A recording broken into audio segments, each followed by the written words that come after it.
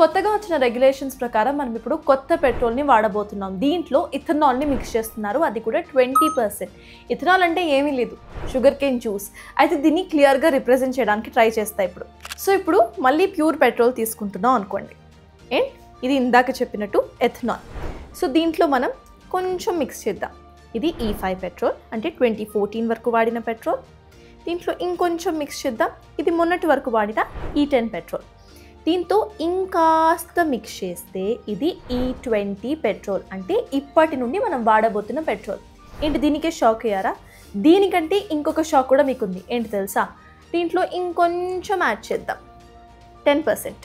So ఇది E30 petrol, అంటే ఫ్యూచర్లో మన బళ్ళలో వాడబోయే పెట్రోల్ అనమాట. రెండింటిని కంపేర్ చేయండి. ఇక్కడున్న ఆ కూల్ డ్రింక్ డెన్సిటీలోనే మనకు అర్థమైపోతుంది కదా, సేమ్ పెట్రోల్ క్వాలిటీ కూడా ఇలానే తగ్గిపోబోతుంది. మీరు ఇదే ప్రైస్ ఇస్తున్నారు, కానీ పెట్రోల్ క్వాలిటీ క్వాంటిటీ ఇలా తగ్గిపోతుంది. సో దీంతో బెనిఫిట్స్ ఉన్నాయి, at the same time disasters కూడా జరిగే అవకాశాలు ఉన్నాయి. మరి అవేంటో ఇప్పుడు ఈ వీడియోలో తెలుసుకుందాం. Hello, this is Sartaj, you watching Big TV. So ethanol mixing వల్ల ప్రోస్ ఏంటో చూద్దాం. ఎథనాల్ మిక్సింగ్ చాలా ఈకో ఫ్రెండ్లీ అనేది ప్రూవెన్ ఫ్యాక్ట్, అది మనందరికీ తెలుసు. సో దీని గురించి ఎటువంటి డిబేట్ లేదు. At the same time ethanol acts as an oxygenate, అంటే ఏంటి, పెట్రోల్ బర్నింగ్ ఎఫిషియన్సీని ఎథనాల్ పెంచుతుంది కూడా. సో దీనివల్ల మన ఇంజన్స్ బెటర్గా వర్క్ చేస్తాయన్నమాట. Now let's see the ethanol evolution. పెట్రోల్లో ఎథనాల్ బ్లెండింగ్ అనేది 2003 నుండి ఇండియాలో స్టార్ట్ అయిందనమాట. And the major plan was E5 పెట్రోల్ని లాంచ్ చేయడం. చిన్నగా మన ఇంజన్స్ అన్నింటినీ కూడా E5 పెట్రోల్కి కంపాటబుల్గా చేయాలి అనేది వాజ్ ద మేజర్ టార్గెట్. చిన్నగా మనం కంపాటబిలిటీలోకి వెళ్తూ వచ్చాం, మన ఇంజన్స్ కూడా అలానే చిన్నగా అప్గ్రేడ్ చేసుకుంటూ వచ్చాం. కానీ then came a sudden change. 2014లో సడన్గా గవర్నమెంట్ మారిన అనంతరం కూడా E5 నుండి E10 పెట్రోల్కి డ్రాస్టిక్గా మనం అప్గ్రేడ్ అవ్వాల్సిన సిచ్యువేషన్ వచ్చింది.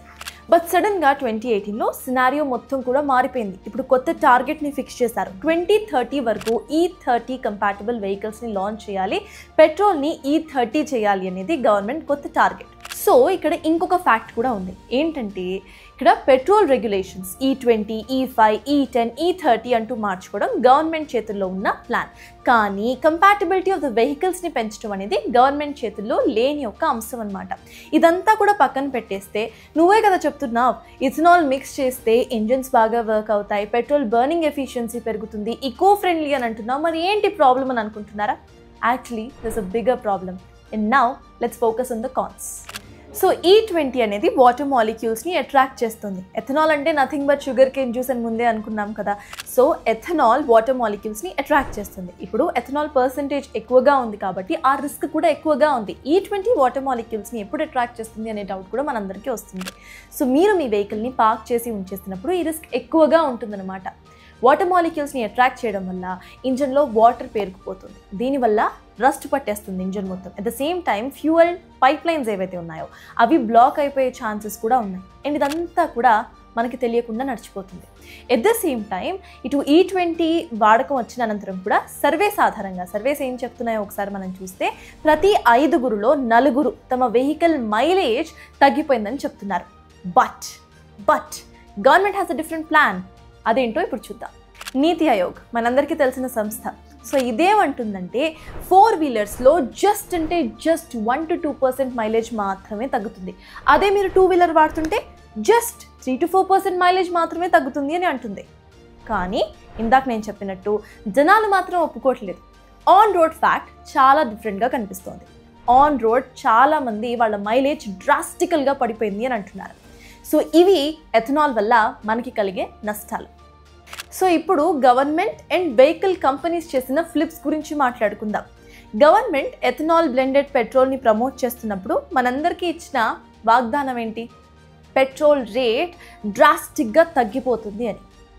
మనం ఒకసారి పార్లమెంట్ సెషన్స్ కూడా గుర్తు తెచ్చుకుంటే 15 రూపీస్కి కూడా పెట్రోల్ దొరికే సందర్భం మీకు వస్తుంది అంటూ కూడా చాలామంది వ్యాఖ్యానించారు, కోట్ చేశారు. కానీ నిజంగా పెట్రోల్ అంత చీప్కి దొరుకుతుందా?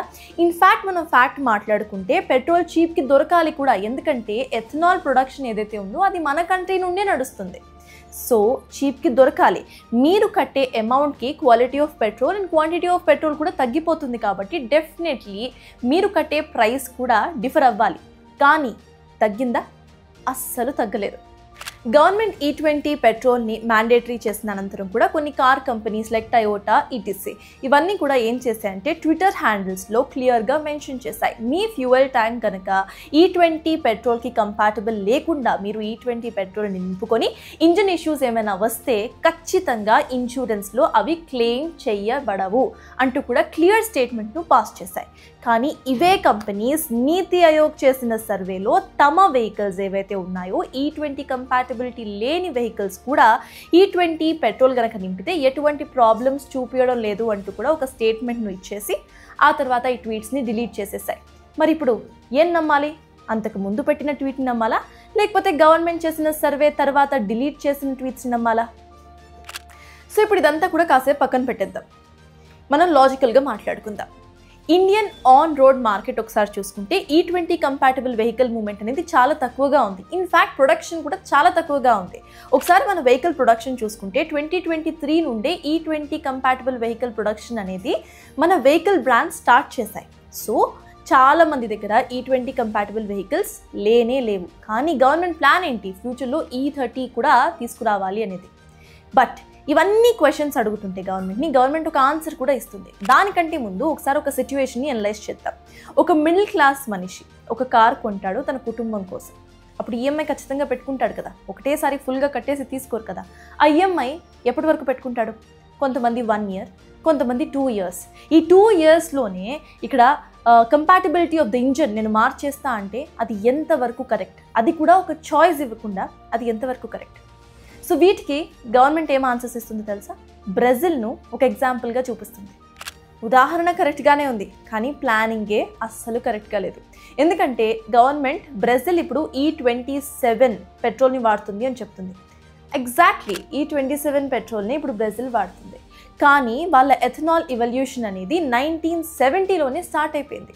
1970 నుండి 2025 వరకు ఎన్నో ఇయర్స్, అంటే దాదాపు 50 years ఆఫ్ టైం ఉంది. చిన్నగా E0 నుండి E27 వరకు ఒక్కొక్క అడుగు ముందుకు వేసుకుంటూ వచ్చారు. తమ పౌరులందరికీ కూడా ఈ కంపాటబిలిటీ కోసం అప్గ్రేడ్ అయ్యేందుకు టైం కూడా ఇచ్చారు, చాయిస్ కూడా ఇచ్చారు. కానీ what are we left with? We have no choice, no time to get upgraded. వీటన్నిటికీ కూడా ఇప్పుడు గవర్నమెంట్ ఇంకో ప్లాన్ను సజెస్ట్ చేస్తుంది. అదేంటో ఇప్పుడు చూద్దాం. సో గవర్నమెంట్ ఇస్తున్న ఆల్టర్నేటివ్స్ ప్రకారం మీరు మీ ఇంజిన్స్ని చాలా తక్కువ ఖర్చులో మార్చేసుకోవచ్చు అని అంటుంది. సో అక్కడ ప్రాబ్లం ఏంటంటే ప్రాబ్లమ్ను క్రియేట్ చేస్తున్నారు, ఇవాల్వ్ అవ్వడానికి అప్గ్రేడ్ అవ్వడానికి టైం ఇవ్వట్లేదు, అండ్ మీరే అడ్జస్ట్ అవుతూ మీ ఇంజిన్స్ని చాలా తక్కువ ఖర్చుతో మార్చేసుకోవచ్చు అని అంటున్నారు. సో ఇక్కడ మనం తక్కువ ఖర్చు అనే దాని మీద ఫోకస్ చేద్దాం. మేము దగ్గరలో ఉన్న మెకానిక్స్ని కనుక్కున్నాం. సో మాకు తెలిసిన ఫ్యాక్ట్స్ ఏంటంటే మీరు గనక మొత్తానికి E20కి అప్గ్రేడ్ అవ్వాలి అనుకుంటే E20 అప్గ్రేడ్ కిట్ను పెట్టుకోవాలి. At the same time fuel ఫ్లష్ని కూడా మార్చుకోవాలి. అండ్ మెకానిక్ ఛార్జెస్ ఎలానో ఉంటాయి, లేబర్ ఛార్జెస్, ఇవన్నీ కలిపి it will come around 35,000 to 40,000. So the question is 35,000 to 40,000, is that really economical to you? అది కూడా we are going to become E30 sooner. అంటే మళ్ళీ మీరు E30 కోసం మీ ఇంజిన్స్ని మార్చుకోగలుగుతారా? మళ్ళీ 35,000 to 40,000 పెట్టుకొని అది మిమ్మల్ని మీరు గవర్నమెంట్ని కూడా క్వశ్చన్ చేయాల్సిన మేజర్ ఇష్యూ. సో ఫైనలీ మనమంతా కూడా మన లైఫ్స్లో చాలా బిజీ అయిపోయాం, అడ్జస్టింగ్ మెంటాలిటీకి వచ్చేసాం. అందుకే గవర్నమెంట్ కూడా అప్గ్రేడ్ అవ్వడానికి టైం ఇవ్వకుండా, చూస్ చేసుకోవడానికి చాయిస్ ఇవ్వకుండా అడ్జస్ట్ అయిపోగురు ఏముంది అని అంటుంది. మరి now the ball is in your court. Adjust అవుతారా? క్వశ్చన్ చేస్తారా? That's for now. Keep watching Big TV. For more videos like this, subscribe Big TV channel.